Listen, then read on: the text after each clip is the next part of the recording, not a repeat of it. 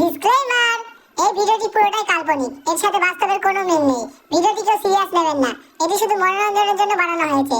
আর বাচ্চারা ভিডিওটি দেখবে না। আর অবশ্যই ভিডিওটি হেডফোন লাগিয়ে দেখবে। বেলা 12টা বাজি গেল আর অপদার্থ ছেলে এখনো ঘুমাচ্ছে। যাই ওর ঘুমটা ভাঙিয়ে আসে।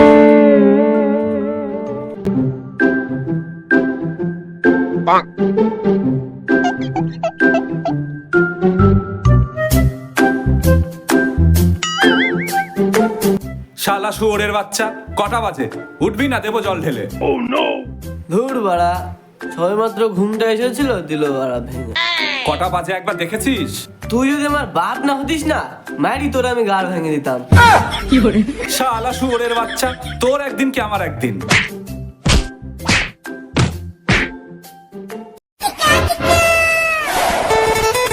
এত বেলা হয়ে গেল, বৃষ্টি এখনো আসছে না। ওকে একটা ফোন করি।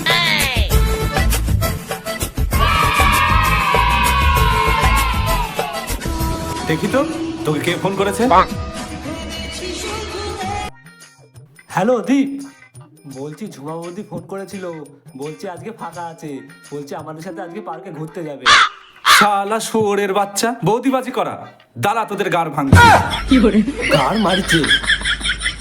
কিরে, বৌদিবাজিও করা হচ্ছে? না না বাবা, ওটা আমাদের পাশের পাড়ার ঝুমা বৌদি, আমাদের ভাইয়ের মতন ভালোবাসে। আচ্ছা ঠিক আছে, বলছি পরে ঝুমা বৌদির নাম্বারটা আমাকে দিস তো। ধ্যান না বাপ, তোর এই বয়সে রস লেগেছে? কি করব বল, আমারও তো ইচ্ছা করে কোনো মেয়ের সঙ্গে কথা বলতে। ও মা, দেখছো তো তুমি চলে যাওয়ার পরে বাবা কি সব বলছে।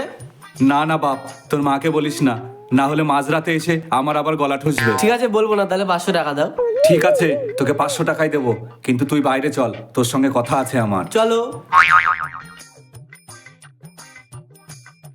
শোন, তোকে অচিনপুরে যেতে হবে। কি? আমি অচিনপুরে কি করতে যাবো? ওখানে আমার একটা বন্ধু আছে, নাম হচ্ছে রমেশ।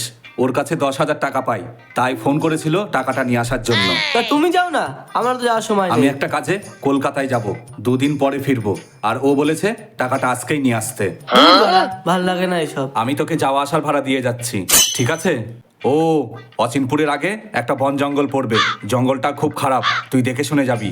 ও ঠিক আছে ঠিক আছে, আমি দেখে নেবো। হ্যাঁ, আমাকে ওখানে গিয়ে ফোন করবি।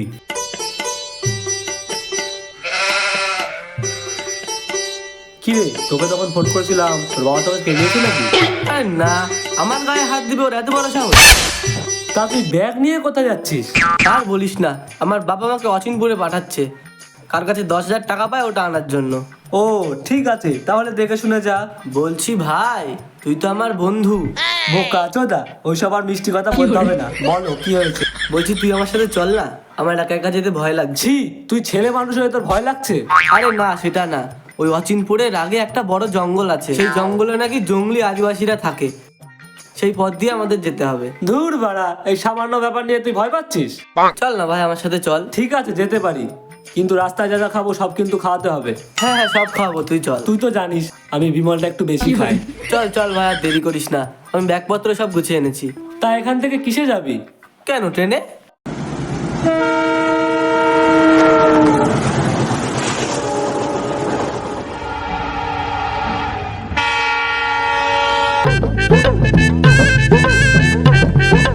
কিরে, অচিনপুরে তো চলে আসলাম, কিন্তু সামনে তো শুধু জঙ্গল আর জঙ্গল।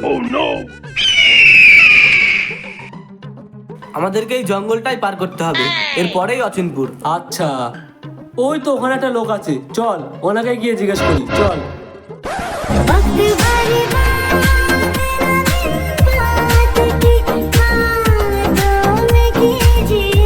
আরে চাচা, তুমি দেখছো মেয়েদের বাসা? এই পাড়া, তোরা সব কারা?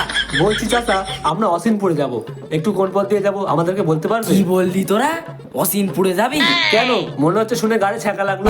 জানিস না এই অসিনপুরের জঙ্গলে জঙ্গলি আদিবাসীরা থাকে? ওরা একবার ধরতে পারলে না তোদের নুনটু কেটে খেয়ে নেবে। চল ভাই, বাড়ি চল, আমার এখনো বিয়ে হয়নি, ওরা ধরতে পারলে যদি নুনটু কেটে ফেলে? তাহলে তোর বাবা 10,000 টাকার কি হবে? গার মারা যাক টাকার, আগে নিজের জীবন। চল। না না, এত দূর এসে আবার ফিরে যাবো নাকি? তুই চল, আমি সব দেখে নেবো কি আছে জঙ্গলে। দেখো বাবা, তোমরা আমার ছেলের বয়সের, তাই আমি সতর্ক করে দিলাম। আরে ঢ্যামনামো কত, চুপ কর তো, তুই আরো বেশি করে ভয় দেখা দিচ্ছিস। বলছি চাচা, তুমি আমাদের সাথে একটু চলো না, এই জঙ্গলটা আমাদের একটু পার করিয়ে দাও। আমি এই জঙ্গলের অনেক গোপন রাস্তা চিনি, ওই গোপন রাস্তা দিয়ে গেলে তোরা জঙ্গলিদের কাছ থেকে বেঁচে যাবি। তাহলে আমাদেরকে ওই গোপন রাস্তা দিয়ে নিয়ে চলো। বাচ্চোদা, তোদের নিয়ে গিয়ে আমার কি লাভ হবে? 500 টাকা দিয়ে নিয়ে যাচ্ছি। সামান্য জঙ্গল পার করতে 500 টাকা? 500 টাকার কথা বিমল হবে তুই জানিস? তাহলে তোর বিমলকেই বল জঙ্গলটা পার করিয়ে দিতে। আমি তোমাকে 500 টাকাই দেবো, তুমি আমাদের নিয়ে চলো। ঠিক আছে, তোরা আমার পিছন পিছন আয়।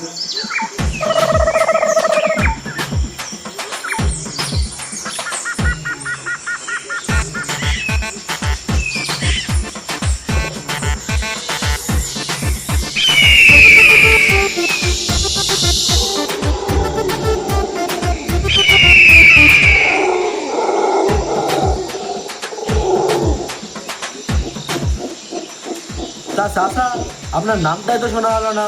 তা আপনার নামটা কি? আমার নাম তো খ্যাপা। ও খেপা চোদা। আরে খ্যাপা চোদা না, শুধু খ্যাপা, শুধু খ্যাপা। ও তাই বলো। আমার কিন্তু এই জঙ্গলে খুব ভয় লাগছে। আমি তোমাদের যেই পথ দিয়ে নিয়ে যাচ্ছি সেই পথে কোনো ভয় নেই। এই, এটা কিসের আওয়াজ আসলো? আরে এটা কোকিল পাখির আওয়াজ। খেপা চোদা চাচা, এটা কোনো পাখির আওয়াজ না, এটা একটা মানুষের আওয়াজ। তাহলে কি এটা জঙ্গলি আদিবাসী? আরে না না, এই রাস্তা দিয়ে গেলে না কোনো জঙ্গলি আদিবাসী থাকবে না। আমারও কেমন কেমন একটু ভয় ভয় লাগছে। চলো চাচা, সামনের দিকে এগিয়ে গিয়ে দেখি। চলো চলো। এ ভাই, ওরা সব কারা রে? খেপা চোদা চাচা, এই তোর গোপন রাস্তা।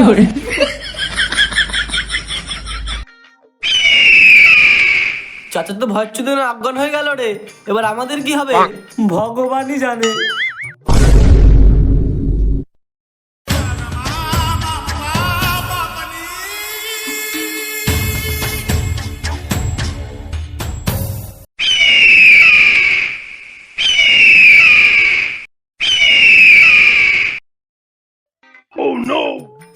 আমরা কি জঙ্গল পার করেছি? ধ্যাম না চোদা লোক, গোপন রাস্তায় এনে আমাদেরকে ফাঁসিয়ে দিয়ে এখন নকশা খাওয়াচ্ছ। কেলা খাবা চোদাকে। এ কি, আমরা এই জঙ্গলিদের হাতে পড়লাম কি করে? বোকা চোদা লোক, আরে মাথা গরম করাস না। বলছি আমাদেরকে এখানে আটকে রাখা হয়েছে কেন? তোদের জামাই আদর করার জন্য। সত্যি আমাদের জামাই আদর করা হবে? হ্যাঁ বাবা জীবন, একটু অপেক্ষা করো। সেনাপতি, পূজায় কিন্তু আমার ছুটি লাগবে। আমি আমার মালকে নিয়ে কলকাতায় যাব ঠাকুর দেখতে। তাও তো তোর মাল আছে, আমি তো সারা জীবন সিঙ্গেলই, আমি কার সাথে ঘুরবো? আমি আবার টুনটুনির সাথে মেলায় যাব, বাদাম খাবো। টুম্পা বউর সাথে কল্যাণী যাব। আর আমি কি বাল ছিড়বো? হ্যাঁ, বালি ছেড়ো। আপনার টাকা তো মালই নেই। না পথে একটা মাল পাঠাতে পারলো না। আমরা তো পুজোতে সেই এনজয় করব। আজ পর্যন্ত আমার একটা মালও পড়লো না। কি নেই ঠাকুর আমার? টুনটুনি। শুয়োরে বাচ্চাগুলো রাজা বাবুকে বলে পুজো তোদের কারোর ছুটি দেবো না। জয় রাজা বাবু জয়। জয় রাজাবাবু জয়। থাক থাক, অনেক হয়েছে। রাজা বাবু, এই লোকগুলো আমাদের জঙ্গলে ঢুকে পড়েছে। এ কি দেখছি? এ তো হুবহু আমার বাবার মতন দেখতে। কি রে দীপ, তোর বাপ এদের রাজা বাবু? আরে এ আমার বাপ না, আমার বাপের মতন হুবহু দেখতে তো। একই রকম দেখতে দুটো মানুষ। তাহলে ওদের ভালো মন্দ করে খাওয়া আজকে। আপনি চিন্তা করবেন না রাজা বাবু, ওদের আমরা সেটা পরে খাওয়াবো। এরা এত ভালো মানুষ, আমাদের ভালো মন্দ খাওয়াবে? পটলা, বিমলের প্যাকেটটা নিয়ে আমার ডেরায় আয়। হ্যাঁ রাজাবাবু।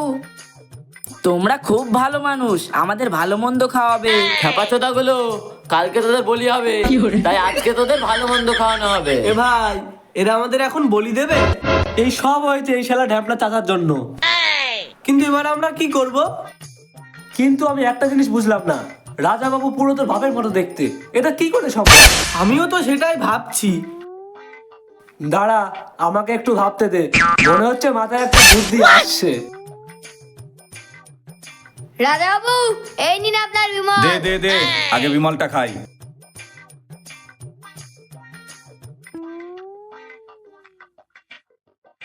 पूरा देश बोल रहा है एक ही जुबान, जुबान केसरी।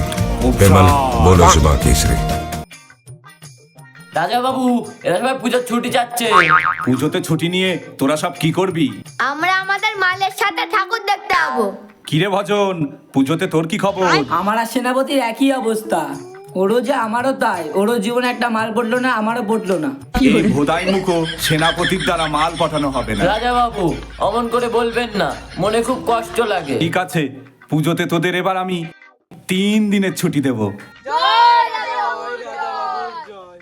সেনাপতি, আজকে রাতে নাচের জন্য কাকে আনছো? ওই তো পাশের পাড়ার মাল ও, ঠিক আছে ঠিক আছে ঠিক আছে। রাজা বাবু কাল ওদের কখন বলি দেওয়া ওই হবে? তো সকাল 9:45। কালকে ওদের আমি গঙ্গার জল দিয়ে স্নান করিয়ে শুদ্ধ করে রাখবো। কালকে বাজার থেকে আমার জন্য একটু মোচা আনবি তো? কি আছে মোজা দিয়ে? ওদের মুন্ডু দিয়ে মোচা ঘন্ট খাবো। তাহলে কালকে জমে যাবে। মুন্ডু দিয়ে মোচা ঘন্ট সেই লাগবে। সবাই এখন যে যার কক্ষে ফিরে যাও, কাল আবার সকাল সকাল উঠতে হবে। এই সবাই চল। জয় রাজা বাবু জয়।